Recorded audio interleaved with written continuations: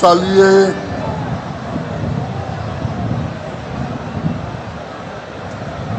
le SDF, le parti de mon ami et frère John Froudi qui nous a quittés, mais qui est représenté ici aujourd'hui par Joshua aussi. Voilà. Merci d'être là. Merci.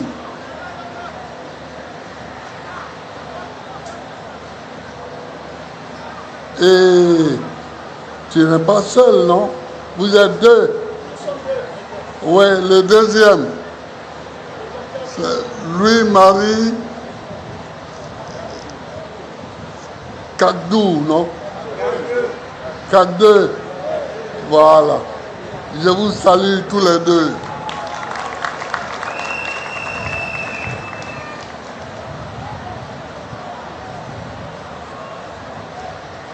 Je voudrais saluer aussi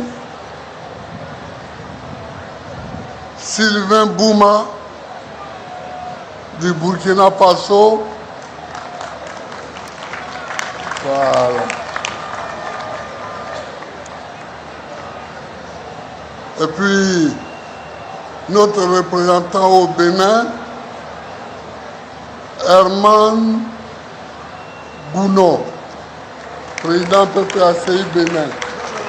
Je voudrais le saluer aussi. Maintenant, il y a beaucoup de partis ivoiriens qui nous ont fait l'honneur de venir. Il y a le PDCI qui, je crois, a envoyé Akossi Benjo. Ou bien. Hein? Il y a le FPI qui a envoyé Nyepa Barthélemy. Le PIT avec Aka Aizi lui-même. Monsieur le ministre, salut. La IRD du ministre Kaye Eric. L'URD de la ministre Danielle Boni, qui est, je crois, représentée par le docteur Aliko. Le FPP, Dabé, Nobo, le PACID, Asiat, Pierre,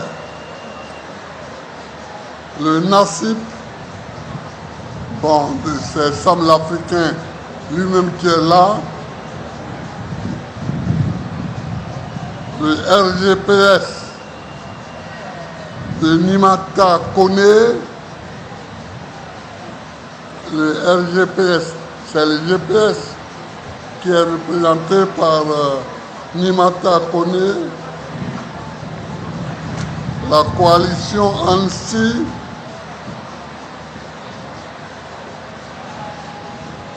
avec le président Loulou Yoro. Chers amis, nous sommes à Dabou.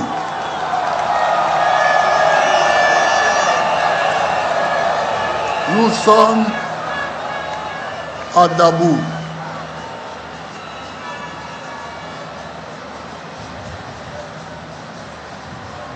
Le 12 avril, c'est-à-dire le lendemain du 11. Dabou,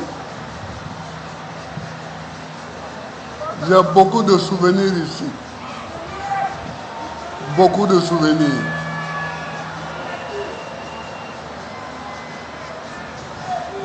D'abord, mon père a fait l'école ici. Mon père. Lui, il était dans la même classe que celui qui deviendra plus tard l'abbé Daniel, puis Monseigneur Eni. Il était dans la même classe que celui qui deviendra plus tard Monseigneur Kokora. Ils avaient comme grand frère le cardinal Yago, mais qui était loin. Et mon père a quitté l'école à Dabou en 1932. 32.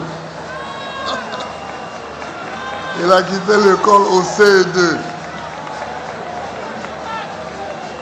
Ça, c'est le premier souvenir que j'ai de Dabou, parce que mon père m'en parlait souvent. Ensuite, Dabou, c'est Dabou. C'est à Dabou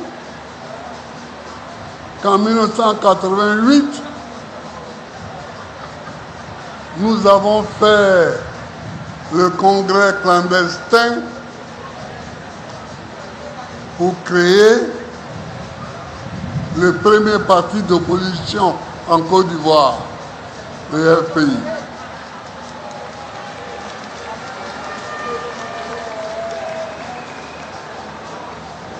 Et puis Dabou, c'est la ville de Memel Foté. L'immense Memel Foté. Immense. En forme physique, mais immense dans l'intellect. Il était professeur au Collège de France. Le Collège de France, ce n'est pas une école comme ça.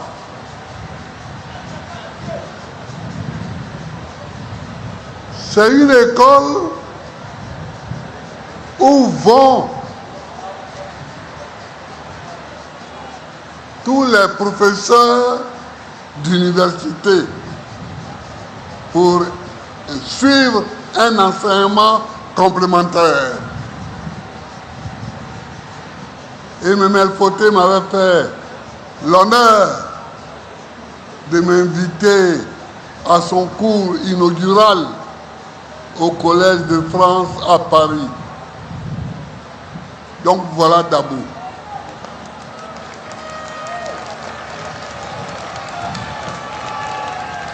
Dabou, c'est aussi chez Bedi Diobo.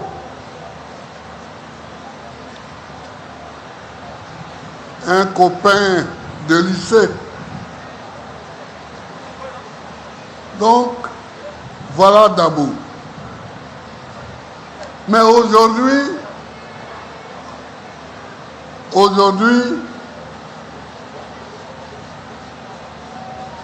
nous sommes à une période où il y a l'élection présidentielle qui arrive dans 6 mois et en même temps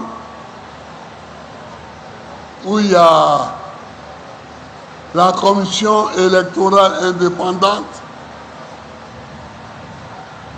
qui boite. Elle boite.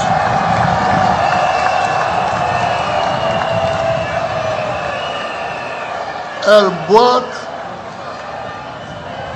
Elle boite au lieu de marcher.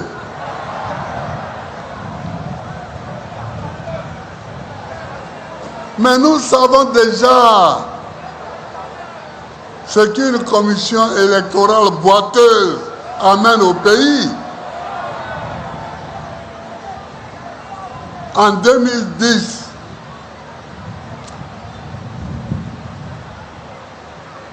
la commission électorale était dirigée par l'opposition.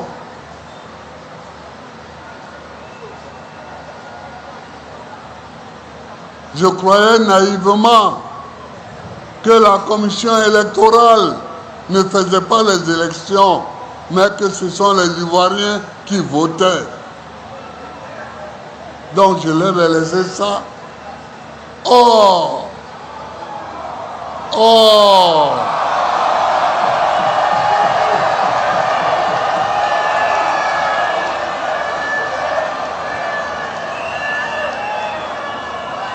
je me trompais.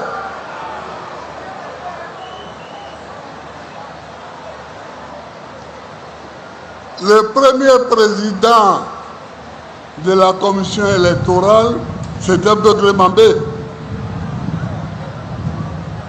Begré Mambé, qui est aujourd'hui Premier ministre, de qui vous savez.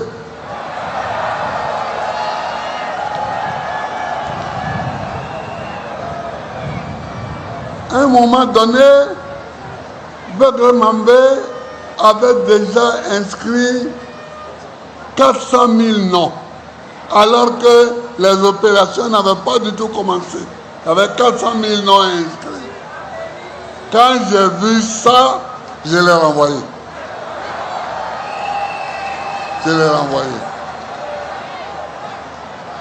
Et j'ai demandé qu'on me propose un autre.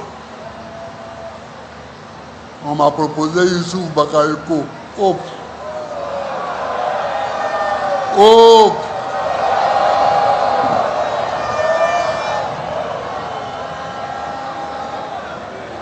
Donc moi j'ai vu des commissions électorales qui boitent.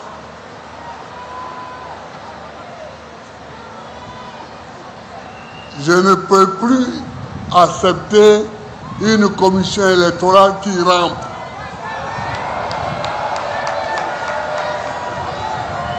Je ne peux plus accepter ça. Mais nous allons aller aux élections. Hein? Nous allons aller aux élections.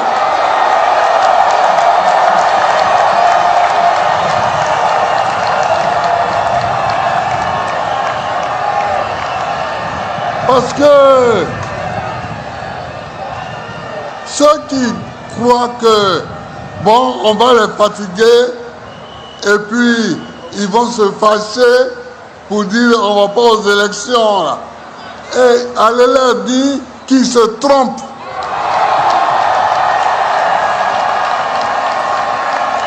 Que nous allons aller aux élections. Et nous allons gagner l'élection.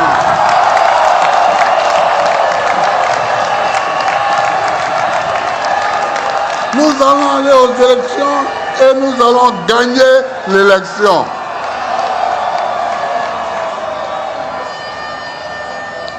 Il n'y a pas de découragement. Quand vous voyez une commission électorale qui boite, il faut la combattre. Il faut la combattre. Il faut la combattre jusqu'à ce que son pied soit redressé.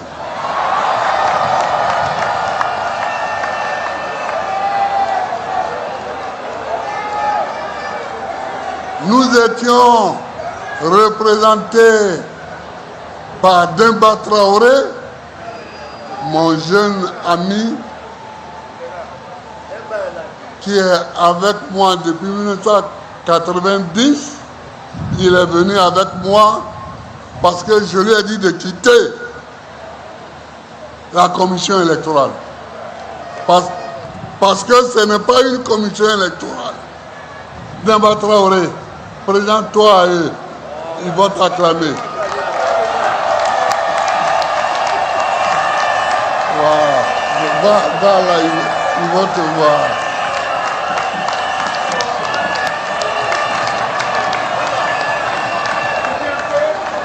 Merci.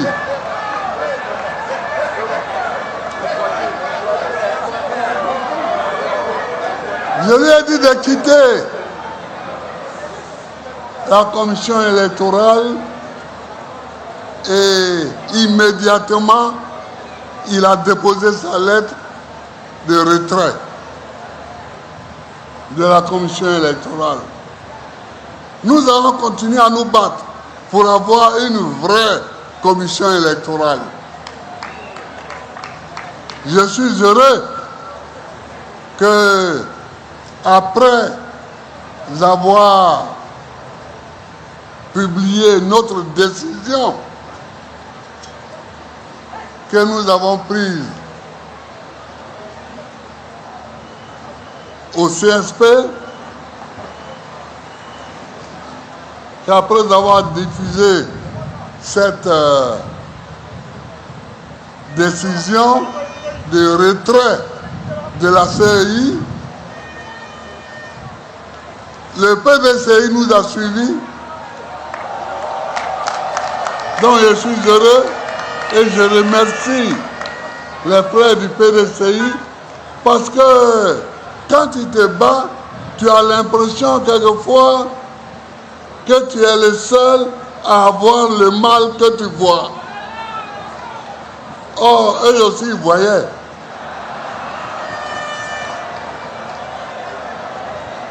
Akosi Benjo remercie ton parti de nous avoir emboîté le pas. J'ai vu d'autres déclarations, la déclaration de Daniel Boni, etc. Et j'ai vu que tout le monde parlait maintenant de cette décision. C'est bien. C'est bien, mais ça ne suffit pas. C'est bien, mais ça ne suffit pas. Moi, je ne combats pas Philbert Coulibaly. Je combats un système global.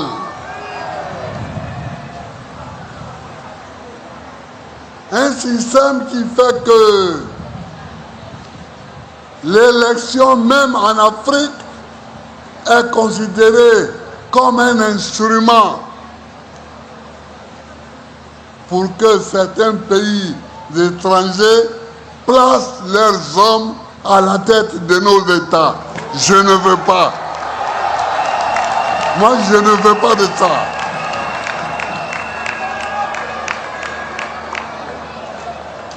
C'est pourquoi je parle de souveraineté.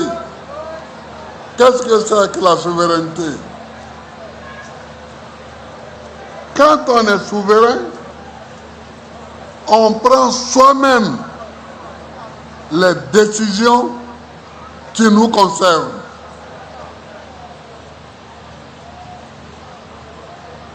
On prend soi-même les décisions qui nous concernent.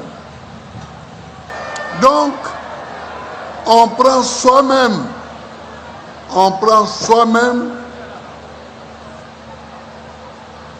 les problèmes, les décisions qui nous concernent. Comment? Pour puiser dans l'histoire.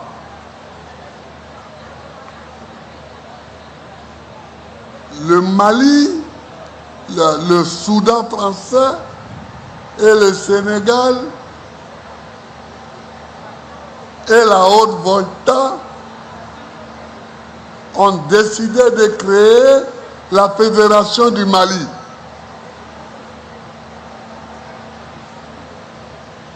En 1958.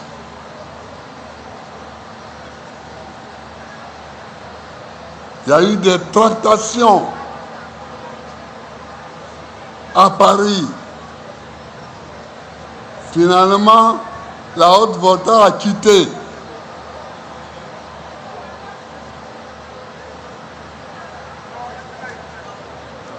Sont restés le Sénégal et le Soudan français.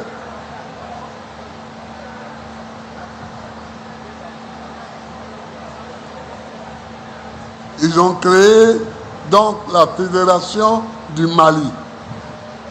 Modibo Keïta, leader du Soudan français, est devenu président de la République et Senghor est devenu président de l'Assemblée nationale. Mais quelques mois après,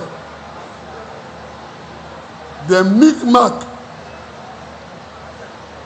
parisiens ont fait que les Sénégalais ont mis Modibo Keïta dans le train pour qu'il parte chez lui à Bamako.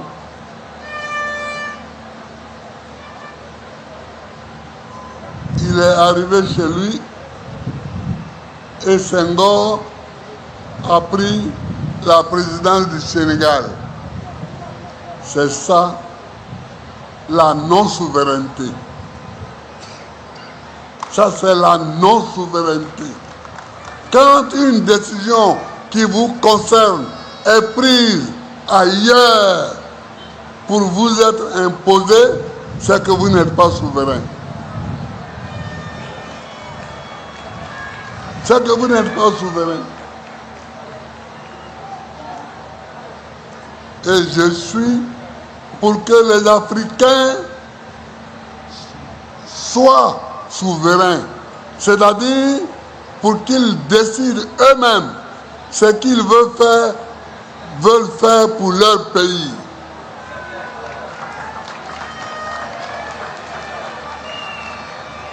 Comment ça se fait que le kilo de cacao coûte 5 000 francs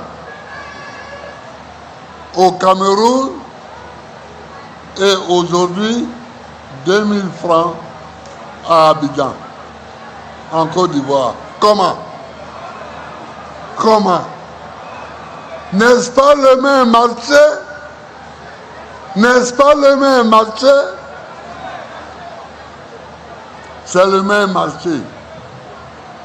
Mais il y a un pays qui est plus souverain que l'autre. C'est qu'il y a un pays qui est plus souverain qu'un autre.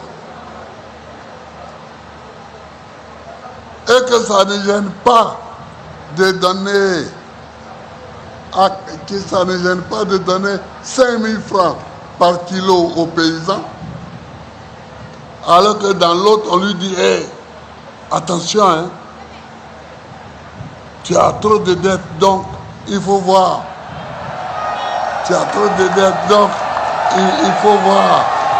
Si tu peux faire, je retiens 2, 3, comme ça, tu vas nous donner un peu ici. Mais ce n'est pas la souveraineté. Et je ne suis pas pour ça. Et je ne suis pas pour ça.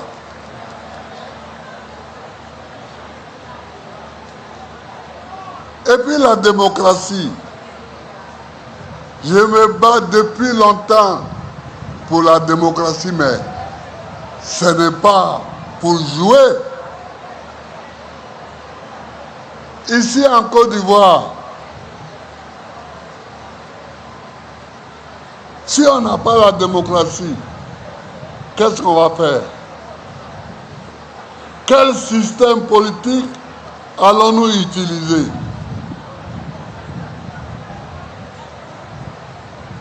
Les Agnis ont des rois.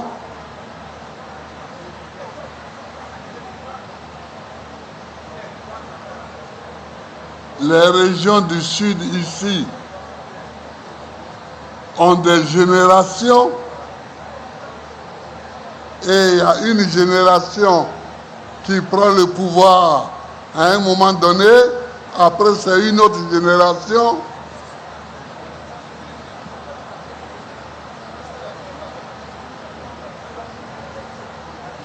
Les lobbies sont nomades, donc eux, ils n'ont pas de système assis.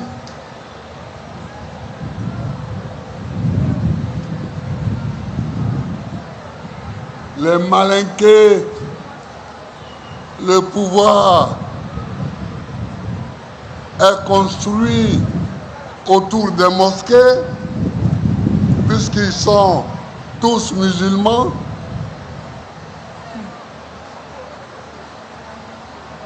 Et puis il y a les crews, où il n'y a pas de pouvoir centralisé. Alors on va prendre quel modèle?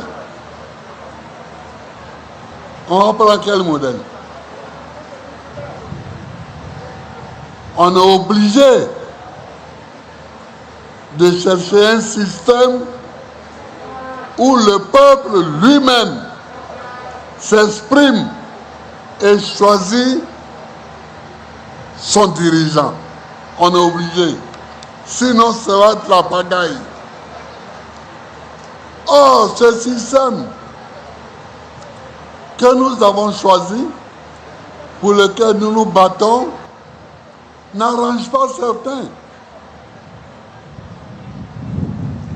Ils veulent dénaturer la démocratie. Et la CEI que nous avons fait créer, ils veulent faire en sorte que cette CEI soit boiteuse pour qu'ils passent en bas et qu'elle désigne les leurs.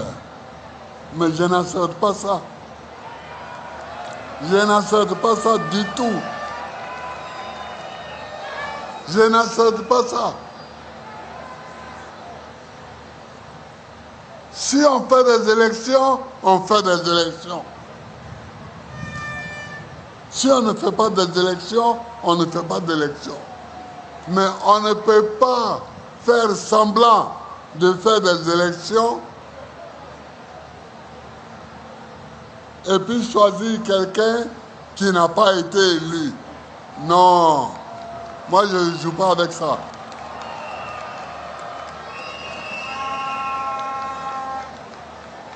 On ne joue pas avec ça. La démocratie est ou bien elle n'est pas. Elle est ou bien elle n'est pas.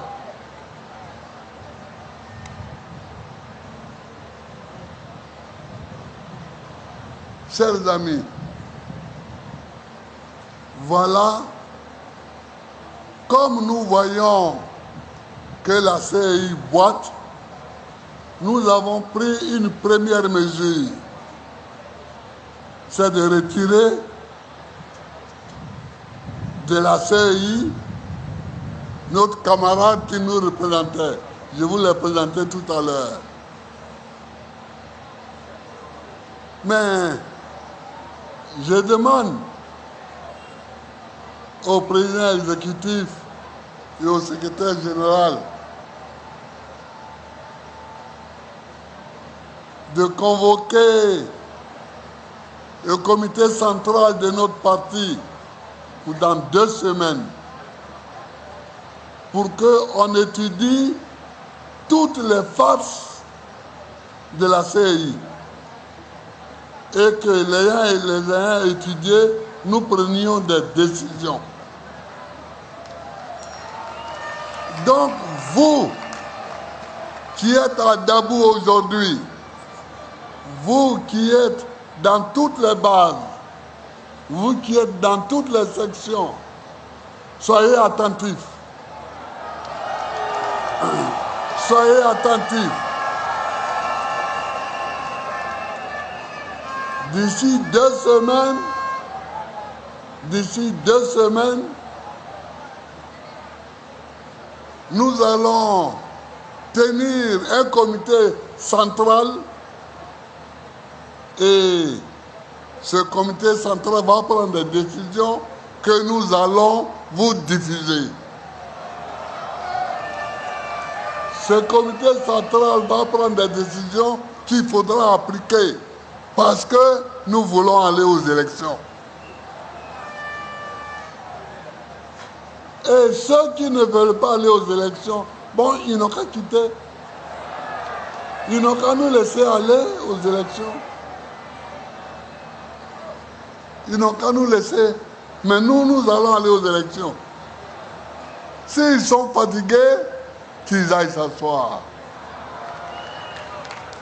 S'ils sont fatigués, qu'ils aillent s'asseoir.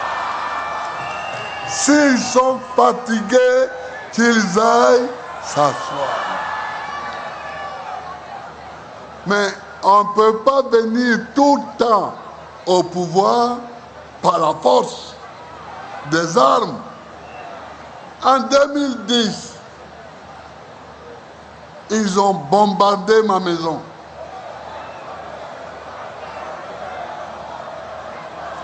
Ils ont bombardé ma maison pour pouvoir arriver au pouvoir. Hein. Mais pourquoi? Vous, pour arriver au pouvoir, il vous faut toujours faire la guerre. Il faut que le monde voie maintenant ceux qui sont pour la guerre et ceux qui sont pour la paix.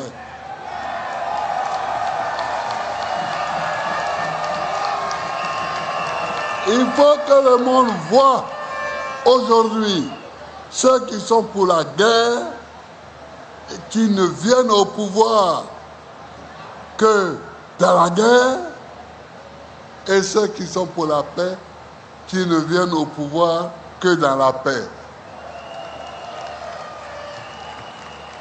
En 2020, je n'étais pas ici, mais ils ont tué le petit Toussaint Kofi pour pouvoir arriver au pouvoir. Pourquoi? Pourquoi toujours, pour arriver au pouvoir, il faut qu'il y ait des gens qui meurent? Pour que vous arriviez au pouvoir, il faut toujours des gens qui meurent. Je ne suis pas d'accord avec ça. Je ne suis pas d'accord avec ça.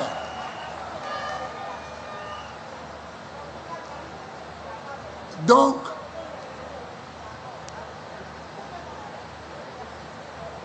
tenez-vous prêts. Le comité central va prendre des décisions et vous aurez les mots d'ordre qu'il faut.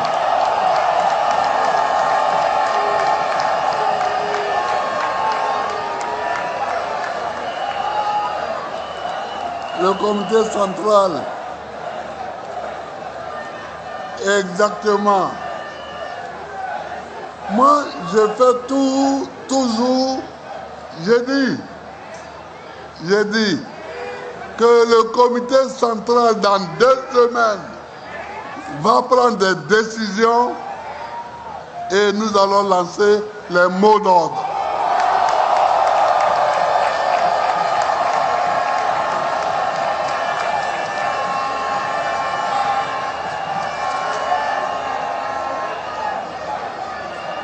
Puisque les mots d'ordre de ce genre doivent venir du comité central. Donc nous allons convoquer le comité central et tout à l'heure j'ai demandé au président exécutif et au secrétaire général de tout mettre en place pour qu'on ait une réunion du comité central. Mais nous allons aller aux élections. Nous allons aller aux élections.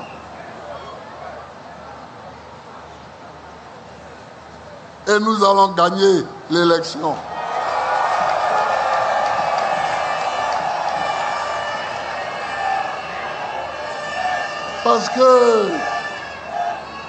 Parce que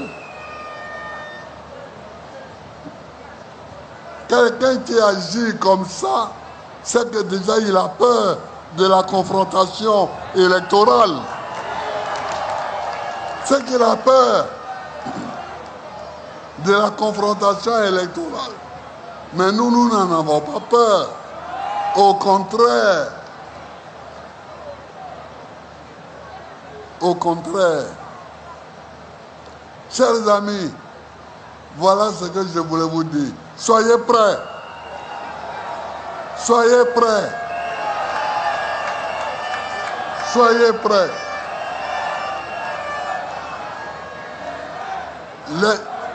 Merci. Merci.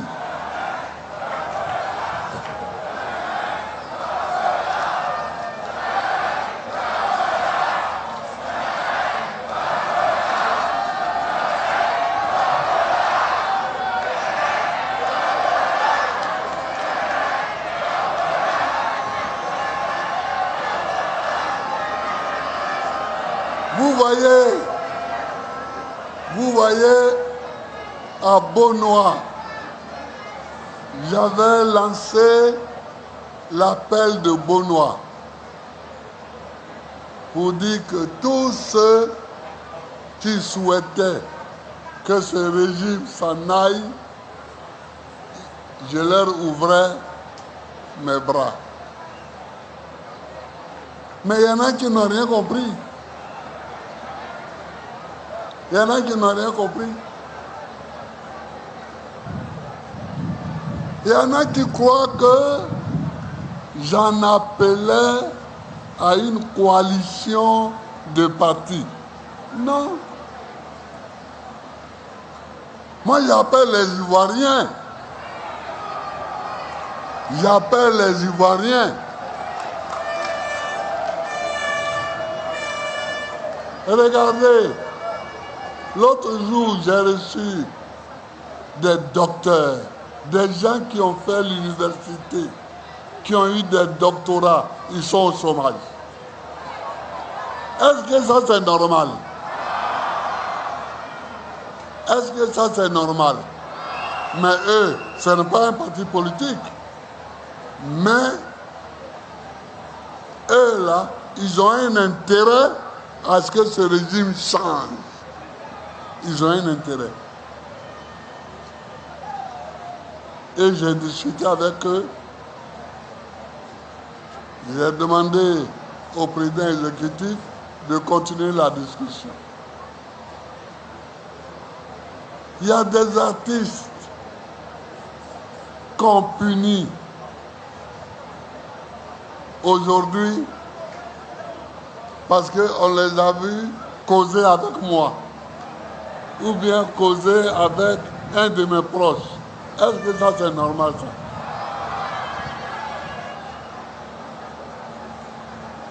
Moi quand j'étais président, je recevais même les artistes qui étaient leurs amis. Parce que c'est des artistes de la Côte d'Ivoire.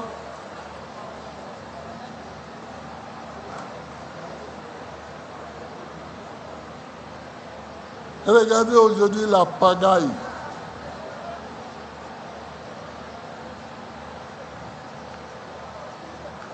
Les enseignants sont en grève.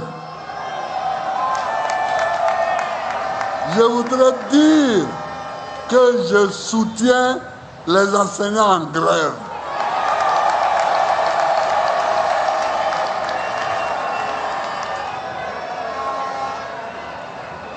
Pour la simple raison que l'État veut les combattre.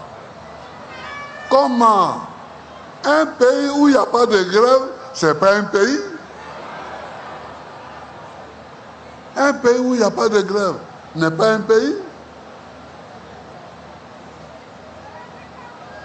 Moi, j'ai vu plusieurs grèves. Même les magistrats, ils ont marché du palais de justice jusqu'à la présidence de la République. Et je les ai reçus.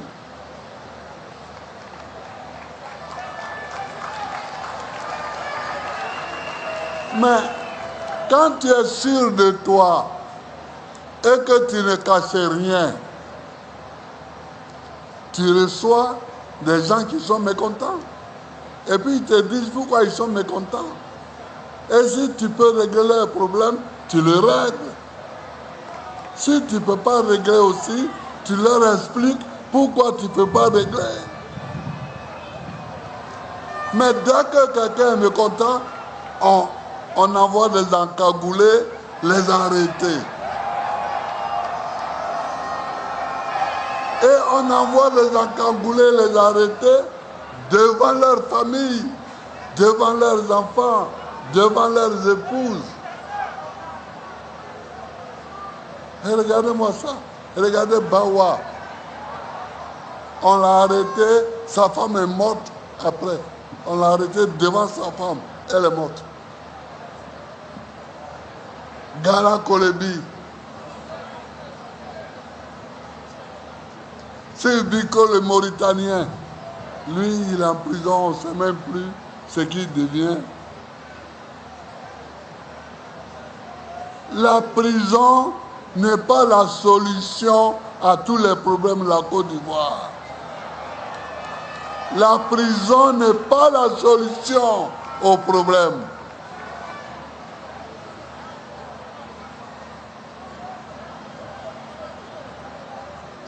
La prison est faite pour mettre à l'écart les malfrats.